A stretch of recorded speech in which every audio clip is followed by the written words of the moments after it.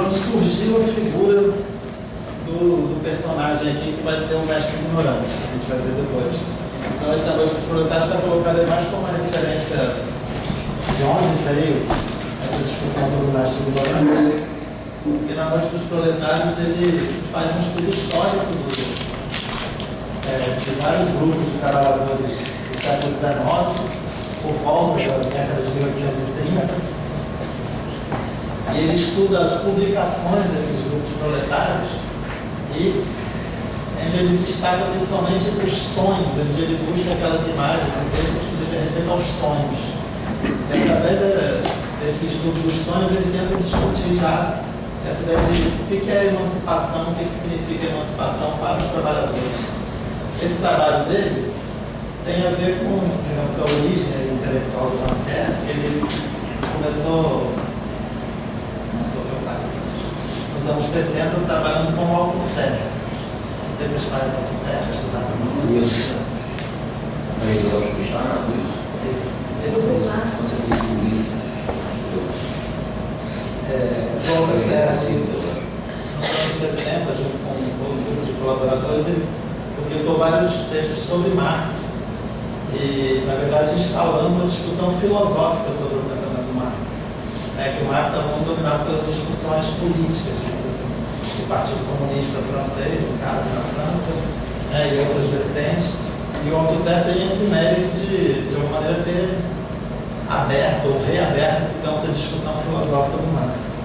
O Rancière estava com ele nesse início de discussão, quando eles publicam o Ler o Capital e as primeiras obras sobre isso. Mas o Rancière, já alguns anos depois, ele se separa, sai desse grupo do Althusser e faz algumas críticas à ideia que o Althusser tem de ideologia, de teoria, de filosofia, e ele já segue um caminho próprio, um rumo próprio. E esse livro, A Noite dos Proletários, tem um pouco a ver com isso, porque, de certa forma, é um livro que tem umas marcas anti-althuserianas.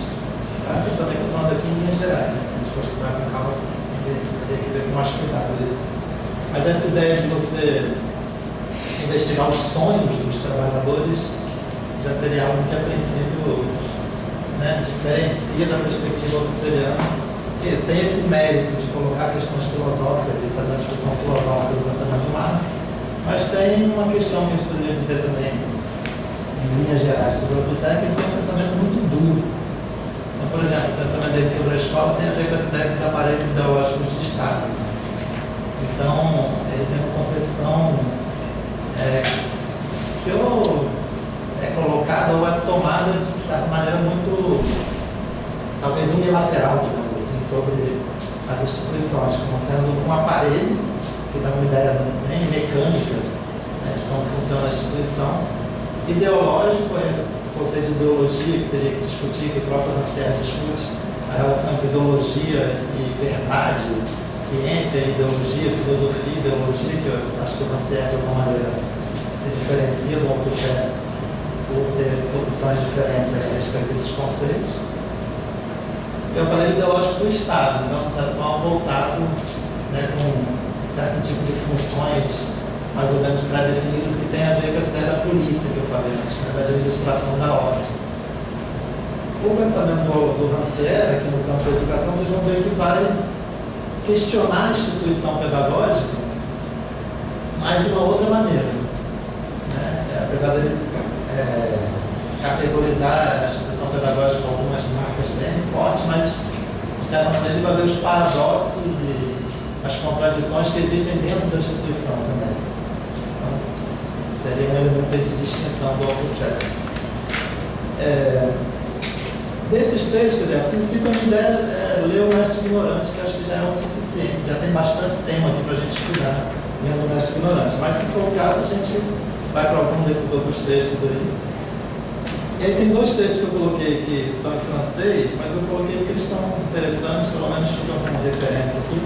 Esse primeiro tem até uma tradução em espanhol, se a gente entender que vale a pena ler, isso pode facilitar, talvez. Porque é um texto em que ele trata de novo o tema da igualdade da escola, que ele trata aqui no Mestre Ignorante, mas de uma outra perspectiva. Então esse texto é interessante, esse École de Production Égalité.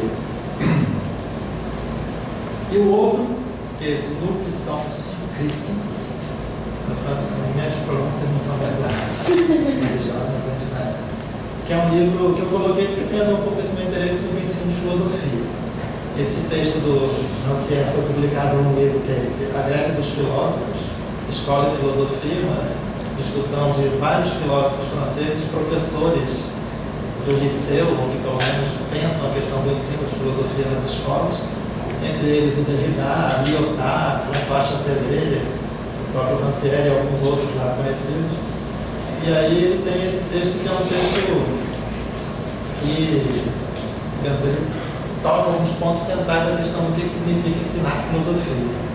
Fica aí também mais, a princípio, como indicação para uma eventual extrapolação do curso. Diga, João.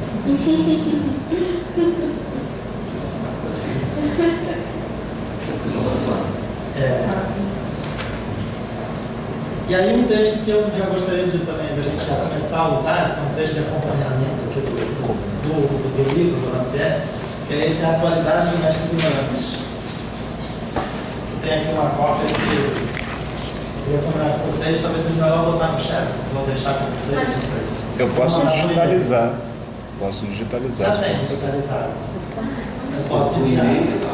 Por e-mail, então. Então, se alguém preferir fazer cópia, tem aqui o papel, o bom papel. Mas se não, fazer logo isso, pelas 50ª vez de ligar os e-mails de vocês. De alguns, pelo menos, já é não sei quantos reais talvez, mas só para ter da disciplina.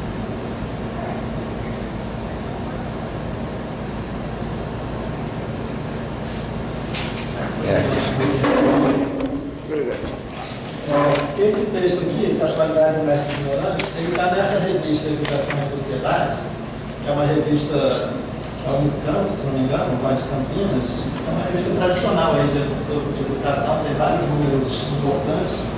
E nesse em particular tem uma espécie de dossiê sobre o Mestre Ignorante, sobre esse livro do Rancière.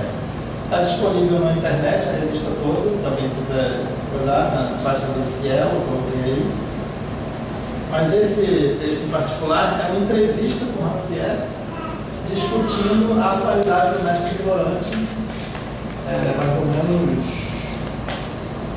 15 anos depois que ele foi publicado, entre 15 e 20 anos que ele foi publicado.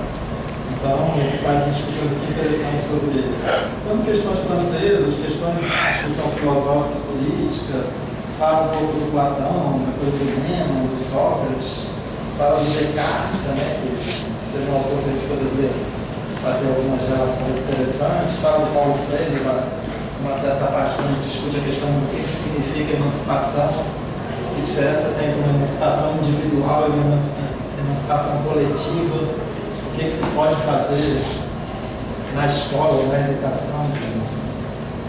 Então tem vários temas aqui que são interessantes e ele permite ele revisita o texto alguns anos depois, então é interessante que ele mesmo faz uma avaliação do papel que o texto teve, que o livro teve, da situação do livro, algumas coisas que de repente são mais importantes de considerar, outras menos. Então essa entrevista eu acho bem interessante como um primeiro texto de apoio. Eu sugiro que vocês ou peguem aí na internet, ou eu envio, ou usem aqui, a gente já pode começar a ler e discutir. E assim como toda a revista Educação e Sociedade, o dossiê, se você tiver algum interesse, tem algum outro texto lá que já te interessa também, já é uma sugestão de leitura. Coloquei mais dois textos em espanhol, mas porque a gente tem poucos textos sobre Rancière publicados no Brasil. Tem algumas traduções dele, que têm até surgido ultimamente, mais traduções de textos dele, mas sobre ele tem relativamente pouca coisa ainda, pelo menos que eu conheço. E ele tem dois textos. Um texto é uma coletânea de artigos, esse primeiro aí, Jacques Rancière, Educação Pública e a Domesticação da Democracia. Coletânea de artigos sobre ele, organizado por alguns estudiosos que também, posteriormente, podem ser interessantes para a gente. O Larossa é um estudioso espanhol que discute a questão da educação de pontos de vista, digamos, não muito, como se diz, Deixa já dar. Enfim, do ponto de vista filosófico provocativo, digamos assim, para falar bem genericamente, o Machelain é um belga que também tem uma discussão sobre o papel da escola pública, da educação hoje em dia, a partir dessa filosofia contemporânea, né, mais ou menos contemporânea sobre a educação, então, levando algumas questões novas sobre talvez alguns temas antigos, e outros autores que tem aí. A gente pode depois também buscar algum apoio, se for o caso. E, finalmente, esse último livro, que é uma introduçãozinha a Rancière, que eu descobri há pouco tempo, publicado em Buenos Aires, é um autor chileno. Eu coloquei aqui também, está só como uma referência, se a gente precisar buscar alguma coisa, porque, por exemplo, não tem uma introdução ao personagem do Rancière no Brasil, em português, que eu conheço. Também não. Então, essa aqui seria mais acessível, digamos assim, pela vista. Se a gente precisar, se a gente precisar buscar. Alguma questão sobre esse início? Textos? Emenda? Não? Então, o cronograma eu coloquei todo em branco, porque a ideia é ler o texto. Então, eu pensei até em colocar aqui as partes que eu pretendia ler em cada aula, mas achei que era muita polícia, muita controle. Então eu falei, não, vou deixar para a gente ver em que medida a gente consegue ir lendo o texto e desenvolvendo o texto. Tem aí a questão do dia 5 de março, que é a quarta-feira de cinza. Eu não tenho certeza se é um livro que vai ter aula, se não vai ter aula. Acho difícil, né? Se tiver que vir, eu venho, mas eu entendo perfeitamente uma quarta-feira de cinzas, certas defecções, digamos assim. Mas, então, deixei 5 de março é um dia que eu devo ter um pontinho de interrogação aí, talvez.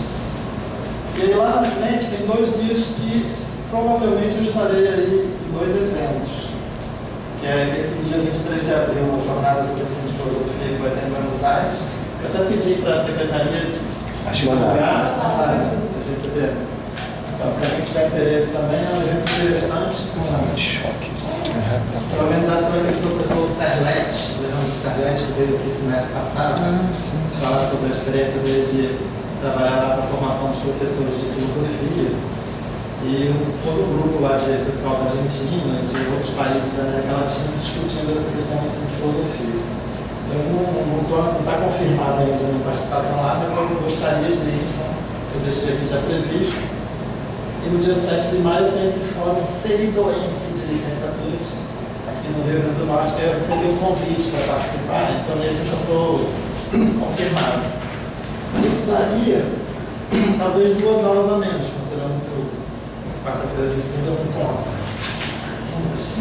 Não conta. E aí, se for o caso, a gente pode ver um pouco como a gente progride, mas se for o caso, um pouco para frente, a gente pode combinar, se for possível também, algum tipo de reposição. Tá? Mas aí eu preferia a gente começar a andar um pouco e ver depois, porque vocês também, em geral, têm os horários super ocupados, né? Imagino que não seja tão fácil fazer uma aula extra, né? Mas se precisar, a gente vê, ou se a gente tem que perder muita coisa, a gente tenta compensar. Eu coloquei assim. E a avaliação, eu coloquei também aqui na verdade, uma indicação para a gente também conversar, mas a princípio a ideia é acompanhamento e participação do curso, porque já que é um curso de leitura, acho que a presença e a discussão é importante. Uma produção coletiva de um fichamento do texto, que eu coloquei assim, eu acho que a ideia é a gente ir tentando extrair os pontos centrais do texto juntos. Então, como são 5 capítulos com várias sessões, a gente pode dividir um pouco o trabalho de tentar formular esse resumo, esse esquema, para a gente ter um produto coletivo, que nossa ideia seria essa, a gente realmente dividindo, em cada sessão a gente apresenta um pedaço, ou no final da sessão, ou no início da outra sessão, alguma coisa assim, a gente combinaria do decorrer do curso. E no final, a princípio, um trabalho final, que eu pensei numa resenha crítica sobre o texto, que pode ser também bem aberta, assim, no sentido de você aproveitar a leitura que foi feita e aí tentar desenvolver alguma coisa sua, alguma ideia sua, algum pensamento relacionado com o texto. Não precisa ser uma resenha estricto sensu. Você você tomar o texto e exatamente fazer apenas a discussão do texto, você poderia fazer uma relação com algum outro tema que você estude, com algum tema que seja de seu interesse. A gente pode conversar também com calma sobre isso. E se vocês tiverem também sugestões de alguma forma de avaliação que vocês acham que vale a pena, dá tempo de fazer ainda. A Lígia é uma convidada especial, uma professora muito querida dos alunos de várias escolas, e uma amiga também que fez filosofia na UERJ, estudou a educação lá no ProPed, lá na pós-graduação. Eu convidei, ela veio, João Luiz. Avaliação. Tá bom. Diego, Isso quem que- ia falar sobre avaliação? Trabalho. Não consigo pensar. Que Trabalho. resenha? Tá, então tá bom. Resenha crítica, não. Resenha crítica. Nada sobre avaliação, tem um comentário agora? Bem, dá tempo ainda de nas primeiras aulas, se alguém tiver alguma ideia. O que seria resenha crítica, professor? Desculpe a ignorância. A princípio seria você, né, a gente tendo lido o livro, você fazer uma apresentação do livro, resumir e tentar discutir alguns pontos que você julga mais importantes de maneira crítica. Ou seja, não apenas apresentar, mas discutir esses pontos com algum... Num trabalho escrito sem ter que apresentá-lo para o senhor oralmente, né, no caso. Esse é um trabalho escrito. Tá. Dependendo de como a gente andar na leitura, por exemplo, se a gente vê que no final do curso dá tempo da gente fazer algumas apresentações e discussões, pode ser uma ideia também interessante, eu acho. Tá. Se a gente progredir bem na leitura, a gente pode reservar algumas aulas finais e depois para vocês apresentarem algumas questões, e aí isso poderia estar junto com esse trabalho escrito. E vai ser uma resenha para cada texto lido ou para cada livro Não, para lido? esse livro. Ah, só para esse. Tá. Tem que ler. O ponto de partida é esse livro. Se você quiser pegar um outro livro, um outro texto, e aí fazer uma discussão relacionando as Um e questões outro. de estética dele com a questão aqui do mestre ignorante, também seria uma possibilidade de trabalho. Tá, perfeito. Tá? Ou coisas que a gente conversa aí durante o semestre, outras ideias. Tá? Tá. Minha pergunta, alguém já leu o Rancière? Nada? Só o prefácio. Prefácio do mestre ignorante. Comecei a ler. Ontem? Não, comecei a ler. Ah, bom, Semana passada. de qualquer maneira, recentemente. Tá. Alguma impressão que você já pode falar sobre o prefácio? Não achei tão fácil como parecer não, mas enfim. A ideia é isso que eu falo sobre igualdade, desigualdade.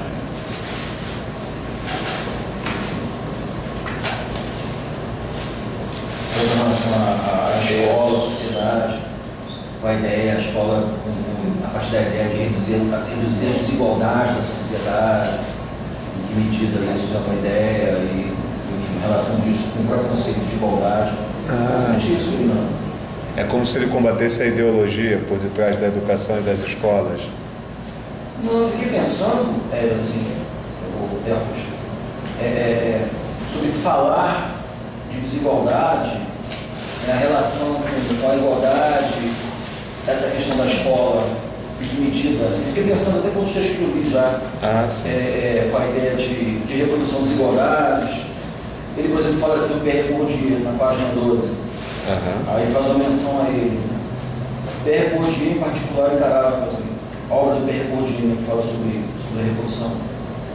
Esta obra, como se sabe, instalava no âmago da desigualdade escolar a violência simbólica imposta por todas as regras clássicas do jogo cultural, que assegura a reprodução dos herdeiros e a autoeliminação dos filhos das classes populares. Mas ela retira dessa situação, segundo a própria lógica do progressivismo, duas consequências contraditórias. Por um lado, ela propõe a redução das desigualdades pela explicitação da regra do jogo e pela racionalização das formas de aprendizagem. De outro, ela enuncia implicitamente a vanidade de qualquer reforma, fazendo dessa violência simbólica um processo que reproduz indefinidamente suas próprias condições de existência. Bomba? Isso Trágico. chamou a atenção por algum motivo Trágico. especial? Chamou. A gente vai discutir isso. Hoje. Biscoitinho. Tá. Ainda espera. Subi a parte já botou também, Uma besteira. pela pós sociedade. Infinitamente se simbolizam uma a outra, reproduzindo assim definidamente o pressuposto desigualitário em sua própria delegação. Não que eles estivessem chamando pela perspectiva de uma revolução social. Eu já falando. Mas quando já botou, né, que aplicar no tempo da revolução, e aí ele começa a pensar a política e a educação. Isso, a gente vai discutir isso. A minha ideia é começar agora do prefácio hoje, depois você tem umas cópias de prefácio, caso nem todos tenham lido, que parece. É para comprar o livro? Não, eu posso mandar uma versão em PDF por e-mail que eu arrumei aí. Mas ela está meio marcada com as marcas amarelas assim, mas isso chega a prejudicar muito a leitura. Essa parte vai ser dita. Se puder editar e melhorar, seria legal. Se tiver essas habilidades. Ou se não, recomendo comprar o livro, porque acho que vale a pena, é um livro interessante. Claro que ele tem Editora também autêntica? suas prioridades, Não, deve estar uns 30 mas contos. facilitaria. Hoje eu trouxe o prefácio Está que com é cara de caixa 30 pequena, contos esse. Pode comer? deu para reduzir. Não está com. Vamos começar. Vende ali na moça, mas vamos pegar de trás. É. Estou quase capotando. Se alguém tiver acesso à escola, é capaz que ele exista nas bibliotecas das escolas. Tem alguns livros que foram distribuídos para as bibliotecas. Joseph já Esse ele teve cotou. uma versão. Esse nome é legal, já cotou. Acho que era. Já cotou, é. Já cotou, já cotou.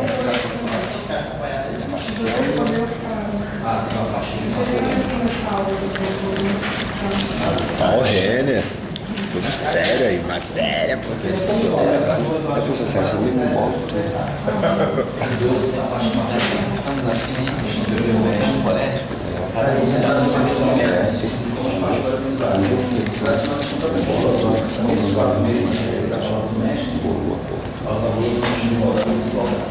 Obrigado, cara. Aí no prefácio ele já vai colocar. Não, obrigado, várias já tá bom, questões. obrigado. Algumas que o Robert está Estava mostrando aqui. desmaiando. Sobre a figura do mestre, o que é a figura do mestre que ele vai discutir, sobre o sentido desse texto hoje. Hoje foi publicado em 2003, 2005, né? Mas o sentido desse texto no Brasil, o sentido desse texto na França, na época que foi publicado, nos anos 80, na França, né? A questão da igualdade, a questão da emancipação, tudo isso já vai aparecer nesse prefácio, que é um prefácio para a edição brasileira. Então, foi publicado aqui no ano 2000 e pouco, 2003 ou 2004, ou alguma coisa assim.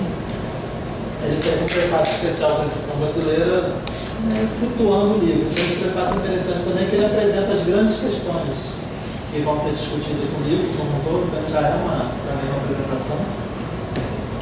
E já dá para a gente começar a pensar aí. Mas só para completar a pergunta,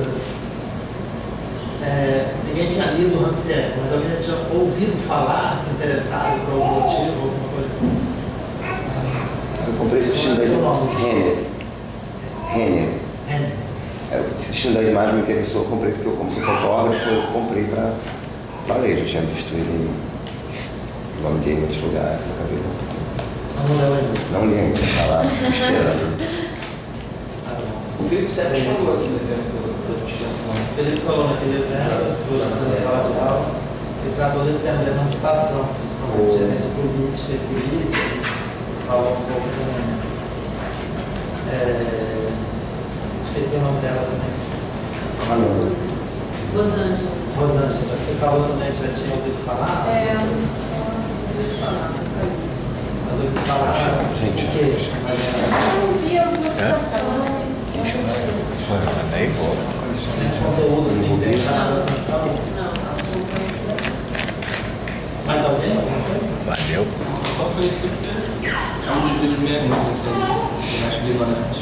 Meu irmão tem esse livro, aí eu acho que vou pegar esse livro para ler.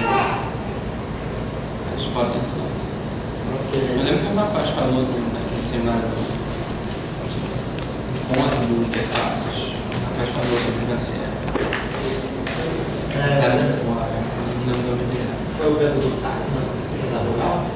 Acho que Ele fez uma apresentação aqui semestre passado também sobre o concierge. Isso foi de interfaces. Eu fui em algum desses eventos. E o Pedro Bussac aqui no Rio tem 3 pessoas que eu conheço. Estão estudando o concierge bastante. Além dessa mesa aqui.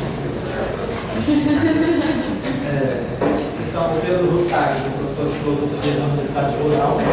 Ele está, pelo que eu sei, pelo menos, ele está mais discutindo, estudando a parte de estética do Rancière. Mas como eu tentei falar aqui rapidinho, as questões de estética têm a ver com a discussão política dele. Né? A arte... Ele está namorando. Tá certo. Tá feliz, tá? As questões relativas à arte têm a ver com a política, então essa discussão se aproxima. O Felipe Cepas, que é o professor aqui da Faculdade de Educação da UFRJ, que trabalha com formação de professores de filosofia, que tem discutido mais essa questão da emancipação, a partir aí do Mestre Ignorante, de outros textos ligados à política, essa discussão vem à tona. Barata viva.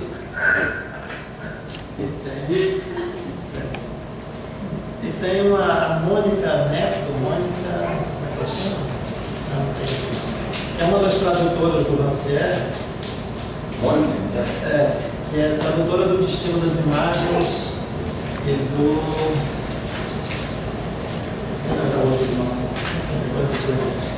que ela também estudou com o Rancière, estudou com o Rancière na França. Então ela também é uma pessoa que tem um conhecimento da obra dele, até o doutorado dela não estava acabando, teria a ver com a parte de história, a concepção de história do Rancière. Tem essa discussão dele que vem um pouco lá da questão relativas à obra do céu. E ela é professora de alguma universidade? Não. Pois é, atualmente eu não sei se eles estão fazendo obra. Ela não está fazendo doutorado, não sei. Ela está acabando o doutorado lá na França, e que tocava nesse termo Rancière, estudou com Rancière, não era orientando dele. São 3 pessoas mais ou menos próximas que a gente pode até chamar em algum momento, quer dizer, queria ver se elas topam. O Pedro sai, na verdade, só no que vem, que ele vai estar passando o ano inteiro na França fazendo um pós-doc, justamente aprofundando essa pesquisa dele. Mas o Felipe e a Mônica, a princípio, estão aqui perto. A gente pode, talvez, no momento, discutir com eles.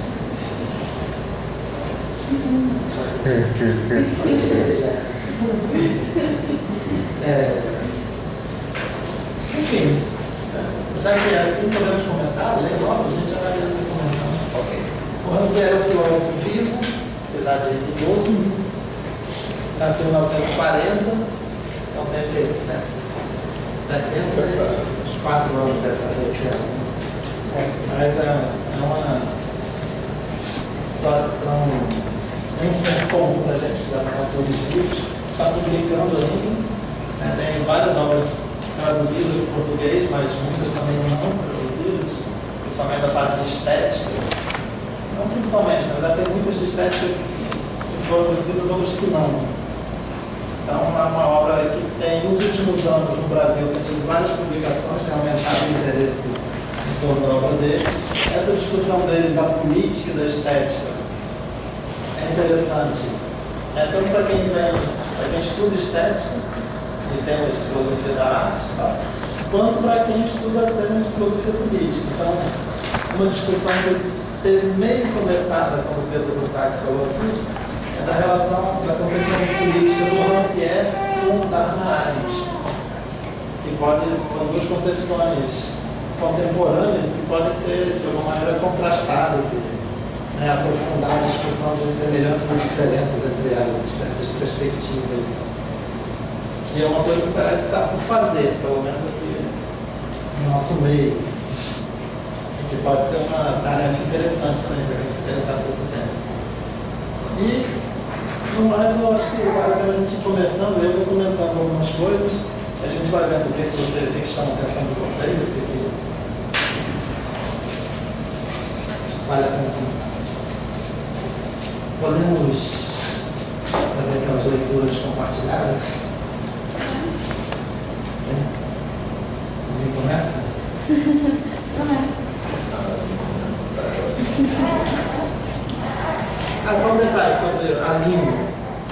tenho aqui o Mestre Ignorante em francês, uma cópia do texto, mas de modo geral essa tradução é bem considerada, então imagino que a gente nem precisa usar muito assim, mas se houver alguma dúvida, alguma coisa, a gente pode recorrer a ela.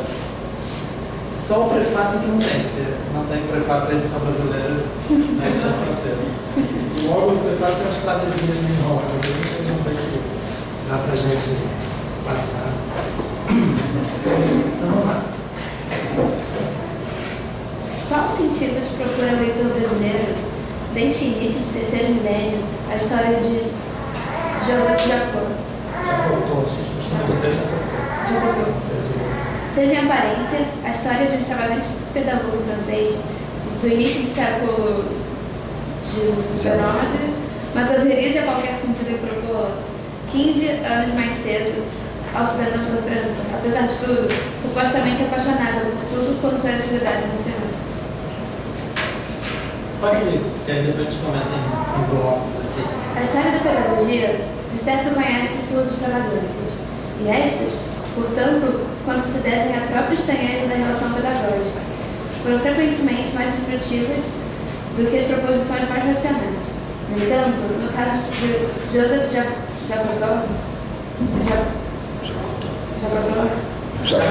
Já contou aqui, né? o que está em jogo é bem mais do que apenas um artigo, entre tantos, no grande museu das curiosidades pedagógicas, pois trata-se aqui de uma voz solitária, que, em um momento vital da constituição das ideias e das práticas e das instituições que ainda governam o nosso presente, ergueu-se como uma dissonância inaudita. Como uma dessas dissonâncias, a partir das quais não se pode mais construir qualquer harmonia da instituição pedagógica e equipe. É preciso esquecer para poder continuar a edificar escolas, programas e pedagogias, mas também como uma dessas dissonâncias que, em certo momento, talvez seja preciso escutar ainda para que o ato de ensinar jamais perca inteiramente a consciência do paradoxo que lhe fornece sentido. Então, os comentários aí sobre esse iniciozinho, primeiro essa ideia que o Rancière vai fazer aqui, ele vai partir da história desse Joseph Jacot, um professor francês do século XIX. Na verdade, ele é nascido no século XVIII, viveu a Revolução Francesa, mas no século XIX ele teve uma experiência pedagógica da qual resultou uma série de ideias que o Rancière pesquisou nessa pesquisa histórica que ele fez. Ele acabou descobrindo esses textos, né, publicados pelo Jacot, e mais do que uma mera extravagância pedagógica, o Rancière encontrou algo de valioso para discutir educação ainda hoje, né? Tanto na França, 15 anos atrás, na verdade, a gente hoje é 20 ou 25 anos atrás, mais ou menos, que foi a época do governo Mitterrand, do governo socialista francês. Ele vai falar aqui na frente um pouco mais sobre isso. Tanto para o Brasil hoje em dia também, né, e para outros lugares, seria uma coisa que ainda tem questões interessantes a levantar. Em particular, ele vai destacar os considerando uma estranheza da relação pedagógica, que é uma coisa que ele vai desenvolver depois, e essa ideia da dissonância de uma voz, uma dissonância inaudita, não ouvida, né? Uma dissonância que ficou meio, né, sem ser escutada, mas que é uma dissonância que merece ser de novo, de alguma maneira, pronunciada, digamos assim. E aí percebo que ele fala aí, a voz solitária em um momento vital da construção dos ideais, das práticas e das instituições que ainda governam o nosso presente.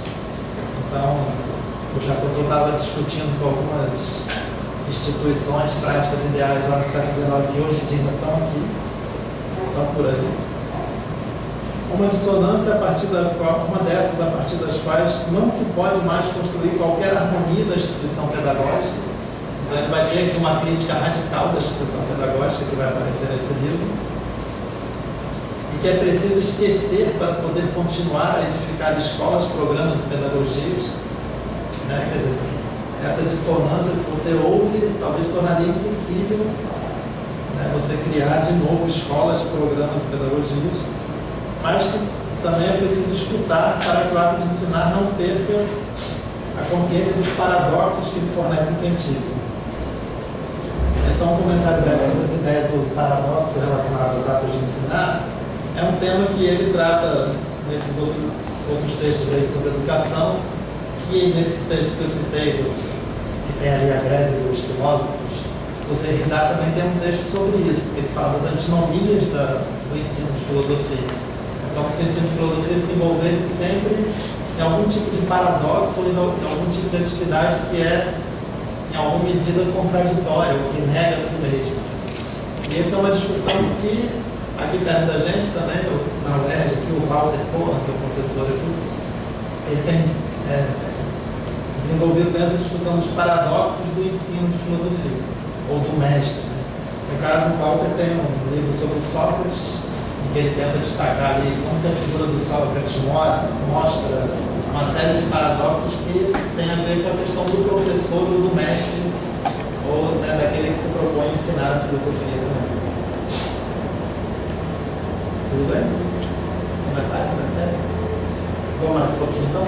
Olha isso, revolucionário na França de 1789, exilado nos Países Baixos quando da restauração da monarquia, Joseph Jacotot foi levado a tomar a palavra no exato momento em que se instala toda uma lógica de pensamento que poderia ser assim resumida: acabar a revolução, no duplo sentido da palavra, por um termo em suas desordens, realizando as necessárias transformações das instituições e mentalidades, de que foi a encarnação antecipada e fantasmática, passada a fase das febres igualitárias e das desordens revolucionárias, a constituição de uma nova ordem de sociedade e governos que conciliasse o progresso, sem o qual as sociedades perdem o elan. É o elan?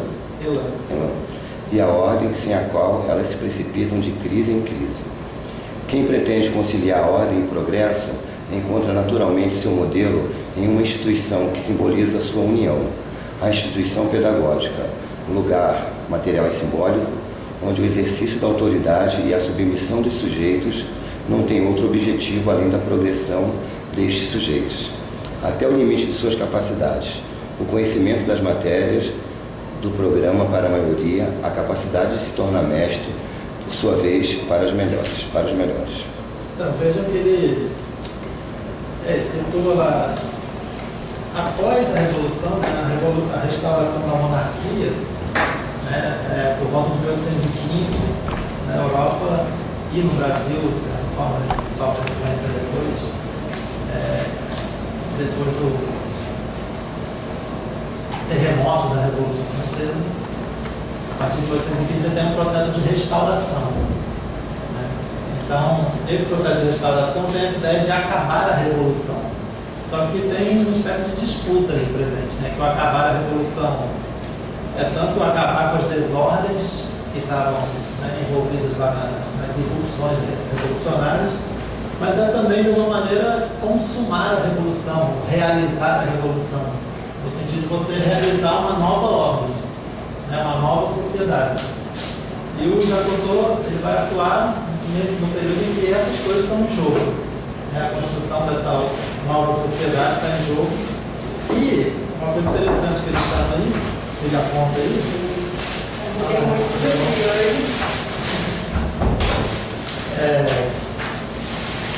essa frase que ele diz aí, que a construção de uma nova ordem, sociedades e governos conciliassem o progresso, sem o qual as sociedades perdem o elan. O elan, no sentido, é uma espécie de liga, né? Aquilo que dá uma liga na sociedade. E a ordem sem a qual se precipitam de crise em crise. E ele fala, quem pretende conciliar ordem e progresso, obviamente a gente lembra da nossa bandeira aí, encontra naturalmente seu modelo uma instituição que simboliza sua união, a instituição pedagógica. Então, uma questão aqui é que a escola ou as instituições pedagógicas em geral, de certa forma, vão receber essa tarefa de consumar a revolução, né? De consumar essa construção de uma nova ordem. Então ele fala aí, explicando isso de certa forma, né? Então, a instituição pedagógica como um lugar material e simbólico, onde o exercício da autoridade e a submissão dos sujeitos não tem outro objetivo além da progressão desses sujeitos, até o limite de suas capacidades. Quer dizer, a autoridade e a obediência, a disciplina se justifica porque estamos todos progredindo, né? Os alunos, os estudantes estão ali, até os professores também, pode entrar na mesma lógica, estão progredindo. Então é como se a escola fosse essa espécie de disciplina do bem, né? Que vai construir de uma certa forma uma nova sociedade. Essa expressão é minha, Tati. Não serve disso, só para tentar destacar uma afirmação dele aqui. Isso, claramente, ele vai apontar aí como contendo alguns enganos, né? Contendo algumas ilusões, contendo alguns problemas que ele vai apontar aí para frente. Só esse finalzinho é o conhecimento das matérias do programa para a maioria. Então, a maioria, se conhecesse os programas, né? As matérias de uma maneira geral já era suficiente. E a capacidade de se tornar mestre para os melhores. Já tem uma ideia também que está embutida na própria escola, digamos, uma certa meritocracia que vai estar envolvida nessa concepção de liberdade, de progresso, de ordem que vem da discussão do iluminismo, do esclarecimento, né? Porque a ideia de que a escola assume um papel fundamental na construção dessa nova sociedade está, de alguma maneira, herdando lá uma série de concepções iluministas que a gente poderia depois destrinchar e tal, mas a princípio essa referência. Está claro aí? Não? Sim.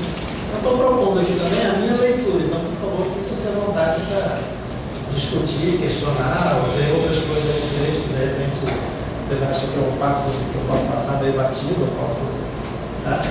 Ser muito parcial, não sei. Mas, enfim, estamos aqui nos introduzindo. Adiante. Vai. Nesta perspectiva, o que deveria, portanto, arrematar a era das revoluções era a sociedade da ordem progressiva, a ordem idêntica à autoridade dos que sabem sobre os que ignoram, ordem votada a reduzir tanto quanto possível a distância entre os primeiros e os segundos. Na França dos anos 1830, isto é, no país que havia feito a experiência mais radical da Revolução e que, assim, se acreditava chamada por excelência a completar esta revolução, por meio da instituição de uma ordem moderna razoável, a instrução tornava-se uma palavra de ordem central, governo da sociedade pelos cidadãos instruídos e formação das elites, mas também desenvolvimento de formas de instrução destinadas a fornecer aos homens do povo conhecimentos necessários e suficientes para que pudessem, a seu ritmo, superar a distância que os impedia de se integrarem pacificamente na ordem das sociedades fundadas sobre as luzes da ciência e do bom governo. Porra, olha o Parece. Brasil. Olha o Brasil, cara. Está pensando em seguir moedas da vida.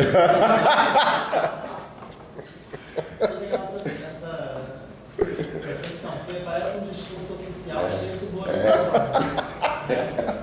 Mas é um pouco isso, é um discurso iluminista, digamos assim, né? Que ganha. Não é?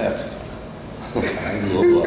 Aqui nesse momento a ideia de nação ainda está presente, ou já está a formação da nação, da identidade. É uma ideia que eu acho que está se constituindo historicamente, porque depois da Revolução Francesa, é que essa ideia de nação ganhando mais força nas sociedades em geral, né? Claro que algumas em ritmos diferentes das outras, né?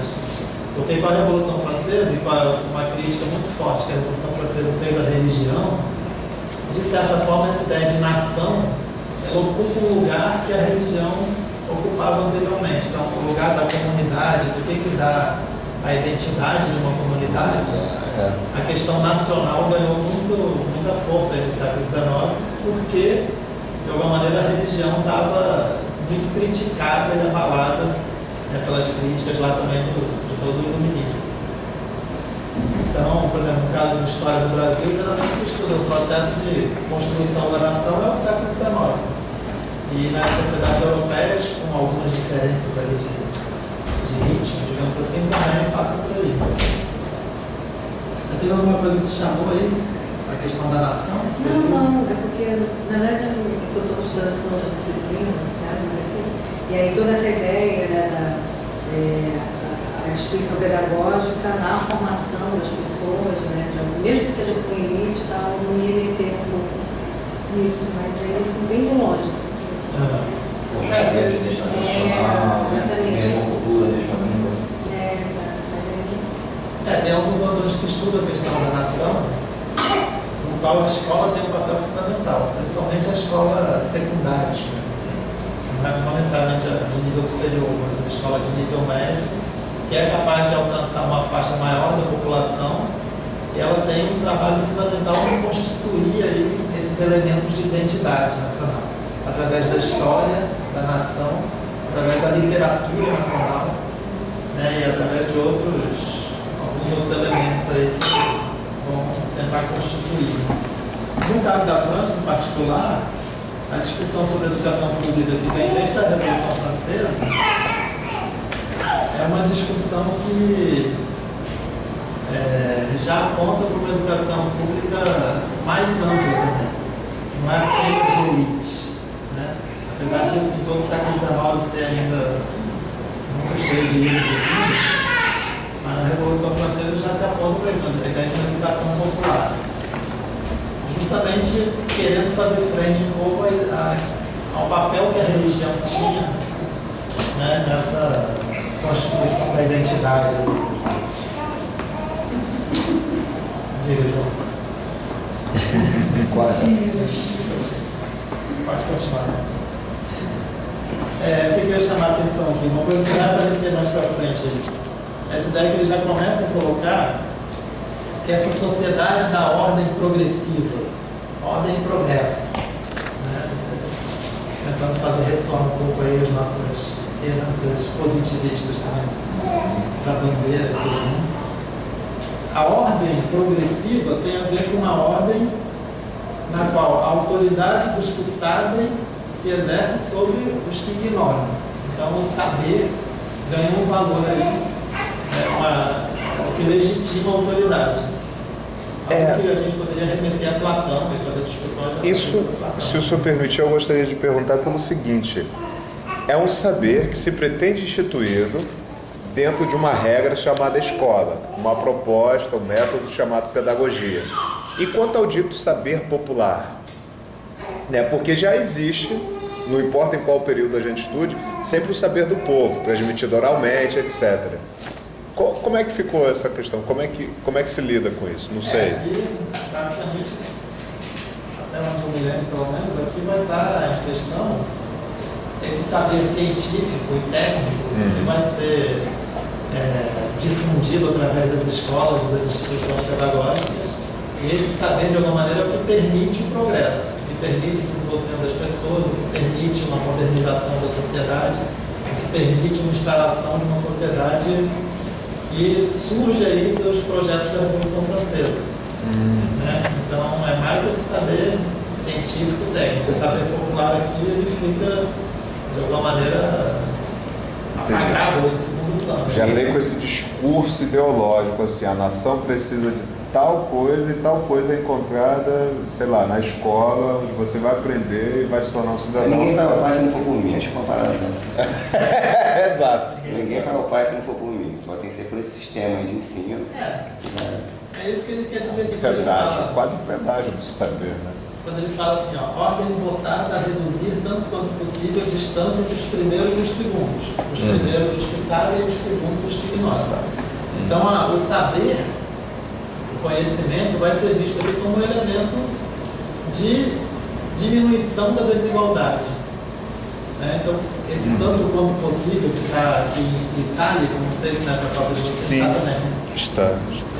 Essa reduzir tanto quanto possível essa distância vai ser um elemento central aí nas discussões que ele vai fazer para frente, sobre igualdade e desigualdade. Ele vai justamente dizer, a pedagogia se apresenta com esse objetivo de reduzir a desigualdade entre os que sabem e os que não sabem. Só que ele vai dizer logo aí na frente, Mas ela é oferecida aos dois? oferecida aos que não sabem. Porque essa igualdade é aos que não sabem. Então, essa pedagogia oferecida aos que não sabem. Aos que Esse não novo... sabem, para que saibam, para que alcancem o saber. Só que ele vai dizer, a questão é que a pedagogia, ela sempre reinstaura a distância que ela diz que vai suprimir. Então, isso que ela coloca como objetivo é reduzir a desigualdade entre os que sabem e os que não sabem, o que ele vai apontar logo aqui na frente já é que, na verdade, a prática escolar, a prática pedagógica, a prática do mestre vai ser uma constante reafirmação dessa distância. Isso a gente vai ver melhor como um pouquinho para frente, mas um dos paradoxos que está em jogo aqui é esse. Tá? Ficou claro, Hércules? Não ficou. A cultura popular está fora da escola, então a cultura popular tem que ser educada, digamos assim. Né? O princípio que está em jogo nessa instituição pedagógica. Perfeito. Tanto que é essa ideia de que a instrução se torna uma palavra de ordem central.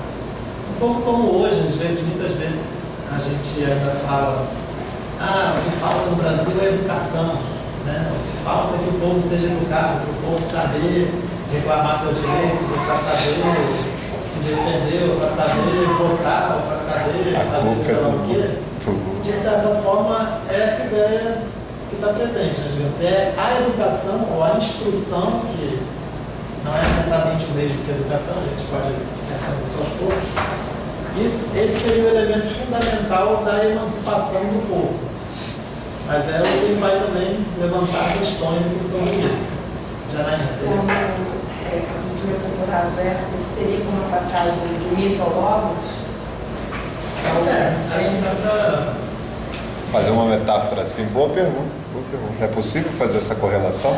talvez nesse período aqui seria mais das trevas às luzes, da obscuridade, as superstições medievais, as luzes da ciência, do progresso e da razão, da técnica. Mas, de certo modo, Voltamos em Parmênides, de certo modo, você tem uma analogia aí possível, eu acho. Pensando aqui que isso é um projeto mesmo de transformação da sociedade. Enquanto lá na filosofia grega, você pode até encontrar isso lá na República do Platão, digamos assim. É um projeto ali de construção da sociedade, mas o movimento das luzes, do esclarecimento do século XVIII, parece que ele foi mais amplo do que aquele movimento da antiguidade. Mas, em termos de efeitos de transformação social e tal, eu teria que fazer uma contextualização aí, não é simplesmente uma coisa igual a outra. Assim. Tá? E aqui nesse trecho ainda,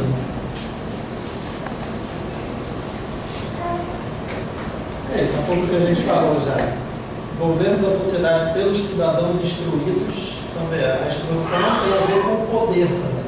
A autoridade de governar, formação das elites, mas também formação de instrução, desenvolvimento de formas de instrução para os homens do povo, para ter conhecimentos necessários, suficientes, que pudessem, a seu ritmo, superar essa distância, que impediria de se integrar pacificamente nessa sociedade moderna, digamos assim, nessa sociedade fundada sobre as luzes da ciência e do conviver.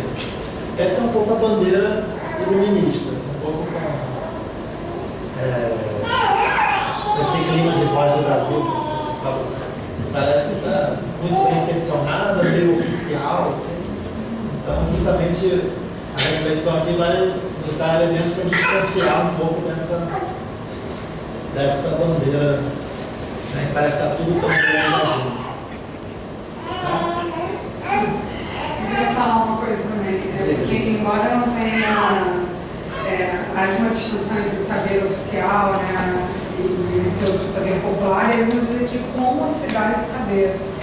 Isso, eu acho que a gente pode deixar isso assim de lado, porque a gente pressupõe que o saber oficial é esse saber escola, você falou isso, o saber oficial da escola. E aqui, por enquanto, a gente está dizendo como se dá esse saber que pretende diminuir essa abstenção. Então, acho que a gente... Perfeito. Acho que vai aparecer um pouco na frente alguns elementos. Também acho. Perfeito. E essa história de nação, acho que esses últimos elementos que você falou, acho que vai ficando claro, né? Assim, os homens do povo, o cidadão, né? Então, a ideia de unidade, de cidadania, de ser união. É a integração da população nessa sociedade moderna. Então, digamos, mesmo as pessoas do povo, como está aqui, né? Elas teriam acesso a isso. Então, digamos, é uma sociedade aberta, mas, de fato, o povo tem que passar pela instrução. Não é simplesmente reconhecer a cultura popular, não. Tem um processo ali para superar a desigualdade. Né? E é justamente isso que vai levantar. Né? Que o Jacotô, o Rancière vão levantar questões sobre isso ali. Tá? Até aí? Vamos mais um pouquinho? Alguém está animado? Vamos animado. Vote para não Costa do Brasil.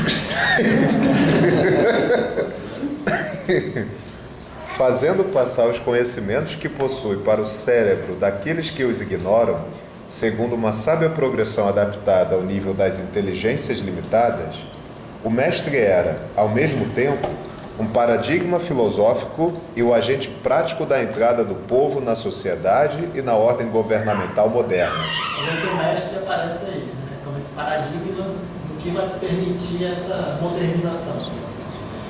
Esse paradigma pode servir para pedagogos mais ou menos rígidos ou para liberais, mas estas diferenças não desmerecem em nada a lógica do conjunto do modelo, que atribui ao ensino a tarefa de reduzir tanto quanto possível a desigualdade social, reduzindo a distância entre os ignorantes e o saber. Foi sobre esta questão, exatamente, que Jacotô fez escutar, para seu tempo e para o nosso, sua nota absolutamente dissonante. Ele preveniu: a distância que a escola e a sociedade pedagogizada pretendem reduzirá aquela de que vivem e que não cessam de reproduzir. Essa frase é central, né? Se vocês quiserem marcar e até repetir mais calma, que isso é um elemento central do raciocínio dele no livro inteiro. A distância que a escola e a sociedade pedagogizada pretendem reduzir é aquela de que vivem e não cessam de reproduzir. A gente vai entender isso melhor, ele vai explicar aí. Só um comentário para falar sobre a questão do mestre que ele aponta aqui. Percebam que a gente fala muitas vezes também hoje em dia: o Brasil não valoriza seus professores, precisa pagar bem os professores, dar condição, porque aí isso vai permitir a gente ter uma transformação na sociedade. Claro que não é o único elemento de transformação, não é necessariamente um elemento que vai mudar tudo, mas é um elemento muito recorrente que a gente sempre fala. Um país que não valoriza a educação, não valoriza os professores, como é que ele vai, como é que ele quer se tornar um país civilizado ou moderno, alguma coisa assim. Então isso tem um pouco a ver com essa ideia do mestre aqui. A ideia de que, se a gente tivesse um país que a educação fosse valorizada, que o professor fosse valorizado, que a população tivesse acesso à educação e aos professores nessas condições, isso permitiria alguma mudança importante, alguma modernização, algum progresso. Então, estou querendo chamar a atenção para que esse raciocínio está presente hoje. É claro que a gente pode ter desconfianças, pode criticar, mas de alguma maneira esse raciocínio está presente na nossa sociedade ainda. Professor, cabe outra pergunta aqui, meu fora e tal. É porque é da Finlândia. Tem realmente o maior índice educacional do mundo e tal. E eu tenho amigos que debatem sobre educação e tudo mais, sempre falam do modelo finlandês e tudo mais, né? A ser copiado pelo mundo mesmo que sai pelo Brasil. Só que tem um detalhe interessante que uma vez eu vi que agora a Finlândia está com um problema, que todo mundo tem nível superior e não sabe onde colocar tanta gente assim, com uma extrema qualificação, né? Tal. É meio que dá um tiro no próprio pé em certos casos e que apesar de parecer cruel falar, mas a verdade é que talvez não seja interessante que todo mundo alcance um certo nível de excelência. É possível conduzir o raciocínio por esse caminho sem parecer, sei lá, extremamente mal falando isso? Mas tem a coisa de senhores escravos sempre, é isso? Não digo nem na questão de ser um escravo, mas é que se todo mundo for excelente, sei lá, e tá dando problema na Finlândia. Talvez, isso. raciocínio Perigoso, exato. Eu acho que uma coisa não é bem a linha que ele vai seguir aqui. Aham. É esse raciocínio. É isso, a ideia de que a educação é fundamental, ser expandida, mas de alguma maneira essa ideia de que vai manter uma distância, tem uma certa distância que vai ser permanentemente reproduzida, ela vai, de alguma maneira, neutralizar esse efeito aí que você se aponta na Finlândia, talvez. Estou pensando aqui agora. Sim. Porque, de alguma maneira, tem aqueles que vão ser os melhores da turma, que vai falar logo aí na frente também. Os melhores da turma, de alguma maneira, vão ser os que têm direito a governar os outros. E os outros não vão ser também, digamos, desprezados ou destruídos por isso, mas eles vão ser mantidos numa posição, de certa forma, de serem conduzidos por aqueles melhores. Então, a discussão dele vai mais nessa direção. E talvez lá para frente, é só uma especulação, mas lá para frente, quando ele fala da questão da sociedade desigual, a sociedade da desrazão, talvez a gente tenha alguns elementos para fazer uma comparação aí com a situação do Finlândia, mas não sei, agora é só uma ideia. Mas aí seria uma coisa que mais lá para frente, para chegar, para a gente ter mais elementos. Tá? Continuando, quem estabelece a igualdade como objetivo a ser atingido, a partir da situação da desigualdade, de fato a posterga até o infinito. Então, essa frase também é fundamental, tá? O elemento, o raciocínio dele aí vai ter a ver com isso. Se a igualdade é um objetivo, ela não está no princípio. O princípio, na verdade, vai ser a desigualdade. E o problema da instituição pedagógica é que, partindo da desigualdade, ela vai manter essa desigualdade o tempo todo, dizendo que está alcançando a igualdade. Vai ser mais ou menos esse o raciocínio dele. Mas pode continuar aí, já estou adiantando umas coisas aí. A igualdade jamais vem após, como resultado a ser atingido. Ela deve sempre ser colocada antes. A própria desigualdade social já a supõe. Aquele que obedece a uma ordem deve, primeiramente, compreender a ordem dada e, em seguida, compreender que deve obedecê-la. Deve, portanto, ser já igual a seu mestre para submeter-se a ele. Não há ignorante que não saiba uma infinidade de coisas, e é sobre este saber, sobre esta capacidade em ato, que todo ensino deve se fundar. Instruir pode, portanto, significar duas coisas absolutamente opostas: confirmar uma incapacidade pelo próprio ato que pretende reduzi-la, ou, inversamente, forçar uma capacidade que se ignora ou se denega a se reconhecer e a desenvolver todas as consequências desse reconhecimento. O primeiro ato chama-se embrutecimento e o segundo, emancipação. No alvorecer da marcha triunfal do progresso para a instrução do povo, Jacotot fez ouvir esta declaração estarrecedora: esse progresso e essa instrução são a eternização da desigualdade. Os amigos da igualdade não têm que instruir o povo para aproximá-lo da igualdade. Eles têm que emancipar as inteligências, têm que obrigar a quem quer que seja a verificar a igualdade de inteligências. Então, esse parágrafo está um resumo do argumento central do livro, né? Essa ideia de que a sociedade pedagogizada, ele vai desenvolver isso na frente, ele vai dizer que a sociedade e a escola, elas acabam se espelhando no mesmo padrão, numa mesma referência. Que é aquilo que a gente falou já, né? A distância que a pedagogia pretende reduzir é a mesma distância que ela não cessa de reproduzir. Ela diz que vai superar a distância, a desigualdade entre os que sabem e os que não sabem, mas ela, a cada momento, ela reproduz essa distância, mantém essa distância. E a posterga o infinito, portanto, mantém a desigualdade para sempre, né? Por isso que o raciocínio aqui, o raciocínio contrário do Jacotot, vai ter a ver com essa ideia de que A igualdade não pode vir após como resultado, mas a igualdade tem que ser colocada sempre antes. E aí isso vai ter a ver com a ideia que ele falou no finalzinho, assim, a ideia de verificar a igualdade. A gente vai ver isso com calma, como que ele apresenta essa ideia. Mas ele fala aí também que a desigualdade social é uma espécie de paradoxo que ele tem nesse pedaço aqui, pelo menos. Que a desigualdade social já supõe, de certa forma, a igualdade. Porque quem obedece a uma ordem tem que compreender a ordem. Então, é capaz de compreender. E capaz de compreender que deve obedecer. Então, mesmo a desigualdade, de uma certa maneira, supõe uma igualdade.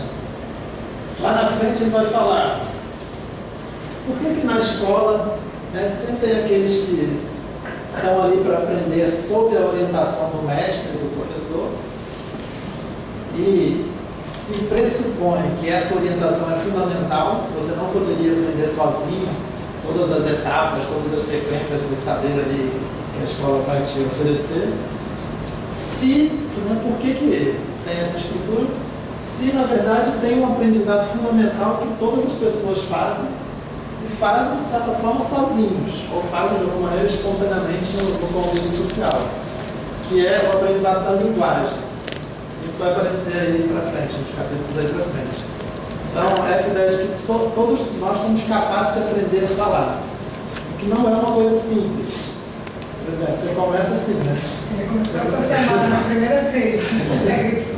Você começa assim, de alguma maneira exercitando a sua voz, seu aparelho fonador. Você vê que tem uns seres falando no seu lado que eu vou falar também. Né? Começa com o uau, mas esses uau, aos poucos vão virando palavras e frases com sentido, até frases complexas. Né? Que as crianças pequenas conseguem formular frases e raciocínios, às vezes surpreendentes, sem que elas tenham necessariamente passado por um processo formal ali já de instrução. Né? Em geral, até antes disso, elas já conseguem, não necessariamente ler e escrever, mas falar, né? A gente aprende de alguma maneira assim, mais ou menos espontânea. Claro que a gente poderia argumentar, tem muitas coisas que, né, hoje em dia se sabe. Você pode fazer assim, você estimula a criança desse jeito, desse outro jeito. Né? Então tem toda aí uma certa pedagogização desse aprendizado também. Mas ele vai apresentar lá na frente essa ideia de que esse fato do aprendizado da linguagem parece indicar que tem uma igualdade de princípio. Né? Uma igualdade nessa capacidade de aprender, digamos assim. Só que a pedagogia justamente trabalha uma outra lógica, que é a desigualdade de princípio. Como ele apontou aqui, uma desigualdade que parece ser meio contraditória, porque ela supõe uma igualdade. Mas, enfim, aqui é um dos elementos que ele já está questionando. E aqui, aí ele fala, quer dizer, você já deve ser igual ao mestre para submeter-se a ele. Você tem que compreender que você tem de obedecer, para obedecer. Então você já é capaz de compreender. Né? É uma coisa que, para mim, uma coisa que eu queria, em algum momento, ler e discutir lá no Platão. Eu acho interessante a ideia de que não só você pensar em educação do filósofo, você pensar em educação do resto da população. O que a população precisa aprender? Algumas discussões aí que eu já fiz me levaram a pensar assim, Platão no fundo diz, as pessoas têm que saber que elas têm que obedecer.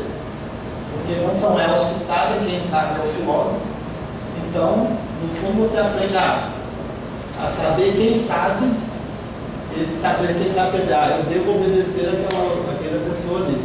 Mas isso é uma discussão que a gente pode depois, se for o caso, tentar fazer com mais cuidado, mais aprofundamento.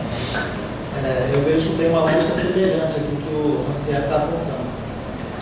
Janaína, você fez uma cara aí, você Não, porque depois ele resume, né? A justiça é cada um saber, como é que ele fala? Lá no República. Cada um, ele fala sobre coragem, então as 4 virtudes, e a justiça é cada um reconhecer isso. O seu lugar. Então, no fundo, ele até faz exatamente o que você está falando, né? Entende que cada um desempenha aquilo que lhe compete, né? Aquela parte como ele faz isso. Então deve ser mais ou menos esse o conhecimento que ele espera do resto da população. Cada um no seu lugar. Cada um no seu lugar, fazendo o que melhor lhe convém, O que lhe cabe. o que lhe cabe, da melhor forma, né? Da condição melhor naquilo que foi estabelecido. O Rancière tem um livro, que eu não coloquei aqui, que não está traduzido para o português ainda, que toca bem nesse ponto, que ele vai discutir justamente essa questão da república. O fato de se as pessoas elas têm um tipo de tarefa que é própria da natureza delas, ou se não, né? Ou se nós não somos constituídos dessa maneira. Esse livro é Um Filósofo e Seus Pobres, uma tradução literal do título. O Platão ele se dispõe a descobrir talentos, né? Na verdade. Existe todo um laboratório aí onde cada um vai demonstrar o seu talento e vai ser direcionado para aquilo que realmente é o bom, o talento. Só o filósofo que... Talentão. Mas enfim, isso que eu vejo uma ressonância aqui com esse tipo de crítica, na verdade, que ele está fazendo aqui a sociedade e a escola, que as duas coisas vão articular. Então, essa ideia de que instruir pode significar duas coisas diferentes. E aqui ele vai apresentar essa distinção fundamental da livro, que é entre emancipação e embrutecimento. Ou seja, a primeira, que é o embrutecimento, que seria a prática pedagógica mais comum, que é confirmar uma incapacidade pelo próprio ato que pretende reduzi-la. Esse seria o embrutecimento. Por outro lado, a emancipação seria forçar uma capacidade que se ignora ou se denega a se reconhecer e a desenvolver todas as consequências desse reconhecimento. Pode estar meio obscuro ainda isso aí, mas são duas ideias centrais. Um é embrutecer, outro é emancipar. Então, às vezes se diz que algumas profissões são profissões desabilitantes. Então, por exemplo, um médico, quando você vai no médico, para o médico cuidar do seu corpo, da sua saúde, da sua doença, de certa maneira você se desabilita para você cuidar de você mesmo. Você entrega para o médico a responsabilidade e a autoridade para dizer o que você deve fazer sobre o seu corpo. Então, às vezes se diz, por exemplo, que a profissão do médico é desabilitante nesse sentido. Você se torna alguém dependente do médico. Né? O professor também, você pode analisar de uma forma parecida. É como se vocês estão aqui para estudar filosofia, mas vocês precisam dos professores. Os professores é que vão indicar o caminho correto, né, desse aprendizado, dessa formação. Ou na escola, numa formação geral. Né? Então, de certa forma, tem um elemento de desabilitação aí. Né? Vocês já estão desde o início colocados. Sentem ali, que a gente vai dizer como é que funciona o negócio aqui. Como é que a banda toca, digamos assim. Kant também fala naquele texto dele, né? Sair da menoridade, né? Você ainda está dependendo do outro. Esse texto é muito legal. É a mesma ideia. Por isso que eu acho que esse texto do Kant é um texto interessante para comparar aqui com essas ideias, porque o Kant diz lá que essa ideia de ousar saber é você se tornar maior e você ser capaz de pensar por você mesmo, ousar saber. Né?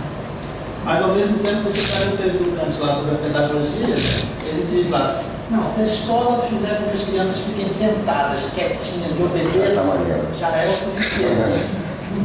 Então você vê que no Kant, um dos grandes filósofos lá do iluminismo, está presente essa coisa que aqui ele está apontando como um paradoxo, como uma contradição. Ele é tão autoritário. E aí parece, mas justamente para você ser capaz de se tornar maior, será que você precisa passar por esse processo de disciplina, de obediência? Né? É uma frase meio que eu ouvi em alguns momentos significativos da vida, que talvez tenha a ver com isso, que é para você mandar, você precisa aprender a obedecer. Não sei se vocês já ouviram isso. As esferas militares. É comum, né? Se a hierarquia é isso. Para perpetuar um sistema, você tem que fazer esse tipo de coisa. Sim. Senão você foge, você transborda. E aí, uma coisa que está em jogo aqui, que eu ia falar do filósofo e seus pobres, que eu esqueci, não, É um pouco essa ideia de que a ideia da polícia, de certa forma, é isso, é um sistema que está tudo organizadinho que você administra. Mas é como se cada um tem o seu lugar. Então, tem uma desigualdade ali, né? Está instituída e, no fundo, você está reproduzindo essa desigualdade.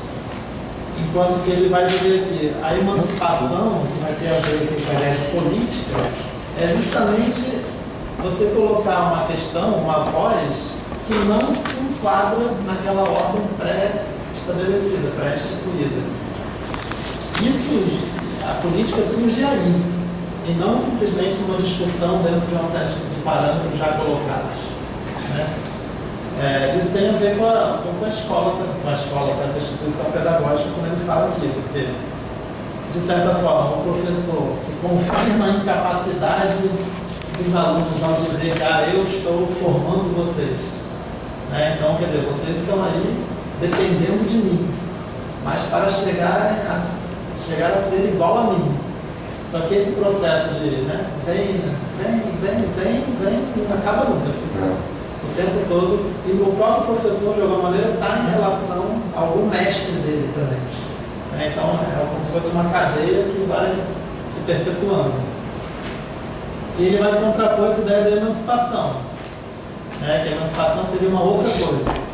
E talvez seria um tipo de ação, de efeito, de evento que pode ser incompatível com a instituição escolar.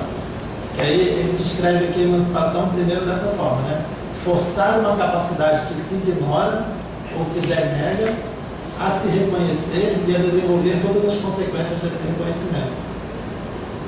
Deve estar meio obscuro aí, mas a gente vai ver como isso vai ser desdobrado.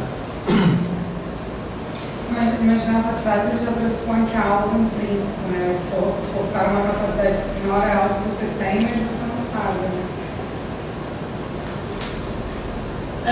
uma capacidade, digamos, a possibilidade de você fazer algo. Isso não tem alguma relação também com o Platão? De que há algo intrínseco a você, ainda que você não sabe? Eu teria que discutir um pouco isso, porque aí o Platão entende que você tem as diferenças instituídas entre as pessoas.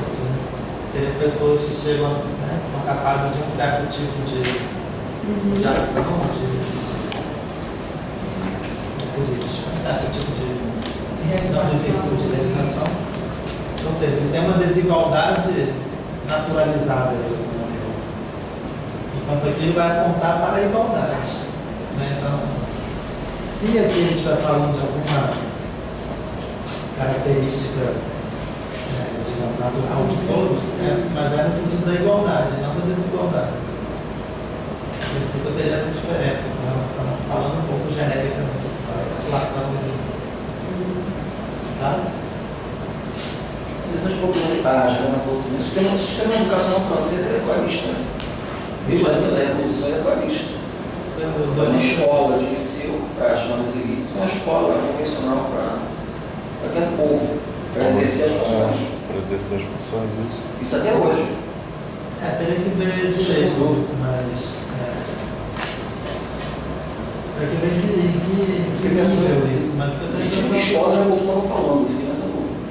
O sistema educacional é dual, francês. A gente vai ver isso mais geral, porque. Um diz que você vai para a universidade, outro diz que você vai para a fábrica. Mas esse raciocínio aqui, valeria para qualquer um. Valeria para o sistema que vai para a universidade, tanto quanto para o sistema de ensino profissional. Pelo menos como eu entendo. Essa crítica que ele faz aqui, ele vai se contrapor o dia que a gente vai ver isso. Mas a princípio, isso que ele chama de embrutecimento estaria em jogo, como ele tinha falado no parágrafo anterior. O pedagogo pode ser mais ou menos rígido, pode ser, digamos, conservador ou liberal, mas a mesma lógica está presente. Então, o embrutecimento aqui, essa distância, essa manutenção dessa distância está presente nos dois casos. E aí eu diria também nesse caso, do liceu ou de uma escola técnica profissionalizante também, a princípio a mesma lógica estaria presente e que poderia ser criticada por esse pensamento aí da emancipação.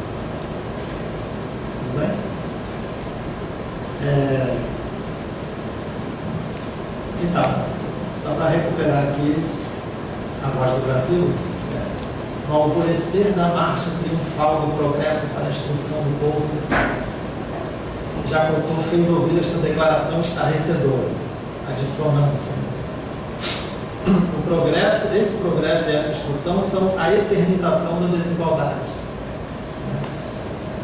Quer dizer, aquilo que você acha que vai te salvar, na verdade, é o que vai te manter preso. Os amigos da igualdade não têm que instruir o povo. Tem uma crítica a essa ideia de instrução. Não tem que instruir o povo para aproximá-lo da igualdade. Eles têm que emancipar as inteligências, têm que obrigar quem quer que seja a verificar a igualdade de inteligências.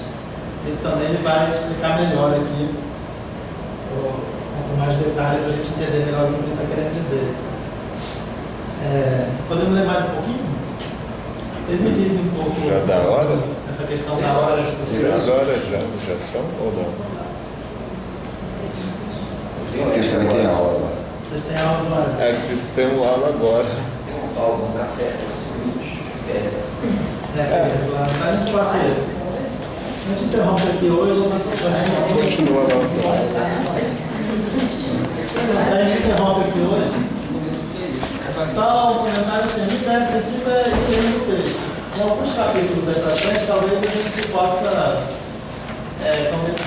pular umas partes, ler outras que sejam mais importantes, e não ficar necessariamente ler todos os detalhes do texto. Mas a gente pode ver isso um pouco na medida que a gente for progredindo. Tá? Agora, esse pessoal só vale a pena ler todo, porque ele é curto, falta pouco. E é bem sintético. Vamos mandar hoje já esse digitalizado? Eu mando. Quem vai fazer política levanta a mão. O livro Vai fazer mais política? ignorantes e mando o sentido do texto atualidade. É, o ar. Então, é o ar, assim, eu acho que é o ar. Então, para fazer a semana que vem, a gente vai Vou nem saber te dizer.